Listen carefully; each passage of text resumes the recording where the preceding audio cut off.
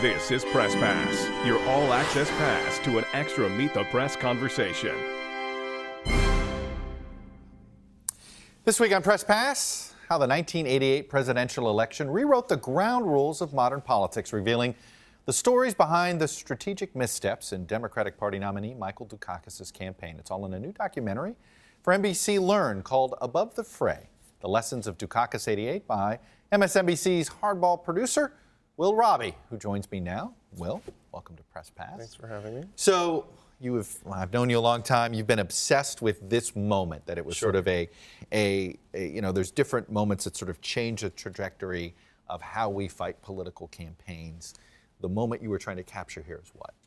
Well, I think the idea is that in 1988, George Bush and Michael Dukakis, neither of them was especially compelling as a candidate. Charismatically so. Exactly. And early on, the Bush team decided that rather than raise their approval, they had to attack Dukakis to raise his negatives, make him, just disqualify him as a candidate. And what happened was you saw this election where you had one side using negative attacks and trying to undercut their opponent, and the other guy trying to run what he called a positive campaign, where he did not respond to the charges that were leveled at him. And of course, as we know, they stuck.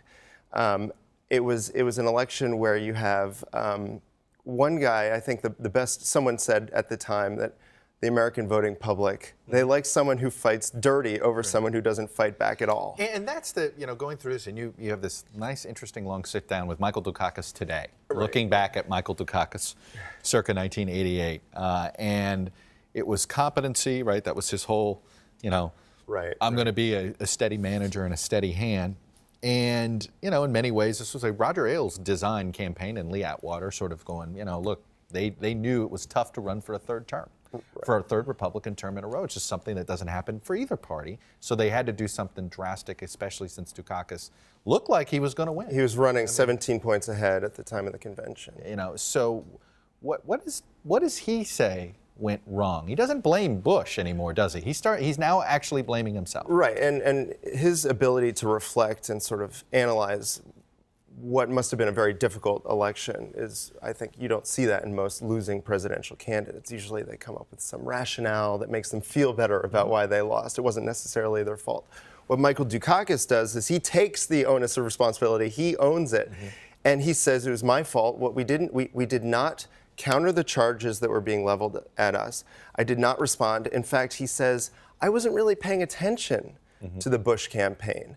And on the one hand, it's admirable that he wanted to run what he called a positive campaign, but there's no such thing as a one-size-fits-all presidential campaign. You need to tailor it to the guy you're running against.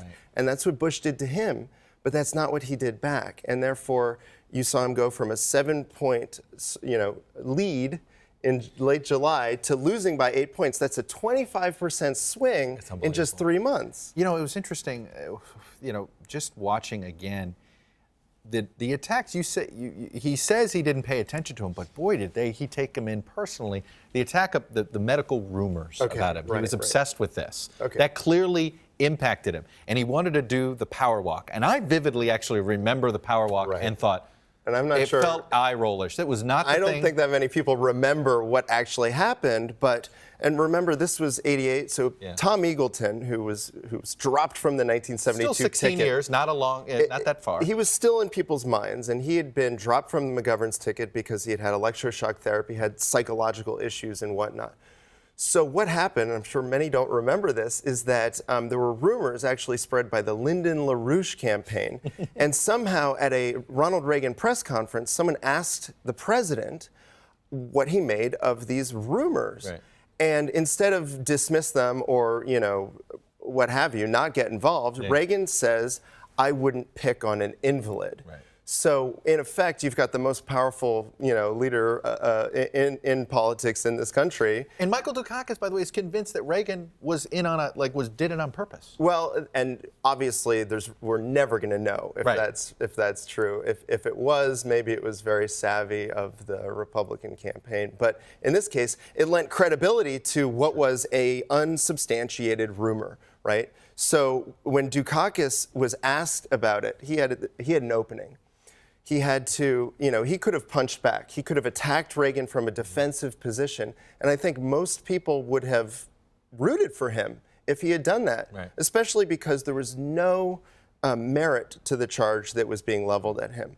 And instead, he said, I don't blame President Reagan. Yeah. He made a mistake. He misspoke. He blamed the press. And, well, eventually what he did was because he was, as he says in the film, right. he lost 8 or 10 points within a week. Right. He challenged the press to what he called a rigorous 3-mile power walk. And he would do this thing where, and it's 1988, I guess, you pull your socks up to your knees, you got the short shorts, and he had these, what he called the heavy hand weights, right? Yeah. And so he's in Denver, Colorado, and to push back at this idea that he's physically and mentally weak, he does a power walk. Now, I don't know if that was, enough to put that to bed, but the press certainly stopped asking him about it. All right, we'll be back more from Will Rabbe in this interesting documentary in just a moment. Back now with more from Will Rabbe on his new documentary for NBC Learn called Above the Fray, The Lessons of Dukakis 88. Of course, the whole issue of Dukakis not fighting back, not being a fighter against attacks, even unfair attacks, crystallized at the debate. The infamous Bernard Shaw question from CNN about if Kitty Dukakis were raped and murdered, would you support the death penalty? And it had nothing to do with the reaction had nothing to do with the death penalty. And instead, it was his personal reaction that he just didn't know how to show emotion. Right. And leading up to that second debate, there was what had happened. The first debate went well for Dukakis. He more or less landed a few punches on Bush. He, was ticking up, but not enough to come back. So there was a lot of pressure on him for the second debate. Now, when I spoke to him about it, and when I've spoke to his former, the guy who prepped him, which was actually Tom Donilon. Tom Donilon, former National Security Advisor to the President of the United States, and but a big political operative in the 80s. Every president, Democratic nominee for these debates for years. He had he had gone on the Today Show, and it was in the air that he needed to show some sort of emotional connection. And one of the things in the film that we found was that he had gone on the Today Show and said, I'm very passionate about a lot of things, including my family. Right. And so it was sort of ironic that when the first question out of the gate, and remember, this was welcome to the debate. First question, Mike Dukakis, of Kitty Dukakis, was the first thing. Right. So, usually you'd expect that a moderator would sort of save that, save the best for last or whatnot. And of course, the other moderators, including Andrea Mitchell, had asked him not to ask that question. Yeah, it was a controversial question. And he, as he says in the film, he answered it like he had always answered that question 1,000 times before. Answering the death penalty question. Exactly. He did not address what everyone wanted him to do or address, is make that emotional connection. He had the opportunity, and he missed it. Let's contrast it, for instance, to Newt Gingrich. Right. John King opens a debate. That's right. About his personal life, about accusations. And he lashed out and he shamed the press. If a Mike Dukakis shames Bernard Shaw in that moment, if he had taken that opportunity, it probably would have done exactly what it was that he was trying to do at that time, which was show that he is a passionate person about many things, including his family. Showing some emotion as well. There's a great Walter Mondale anecdote that he loved to tell about saying he called up George McGovern and asked him, when do you get over losing the presidency? And McGovern quipped to him, I'll let you know when you do. Michael Dukakis, has he gotten over 88? Well, I think at the very least, right after the election, he was able to, rather than wallow in his, He went back to a day job. He did, and he was still governor. That's right. But he also, in his concession speech, he talked about how, imagine you're talking to the most hardcore supporters you've had, and they're disappointed, obviously. And in the last scene in the film, you hear him say that, this is after being walloped. He says, politics is a noble profession. I don't want you to be discouraged. I want you to be encouraged.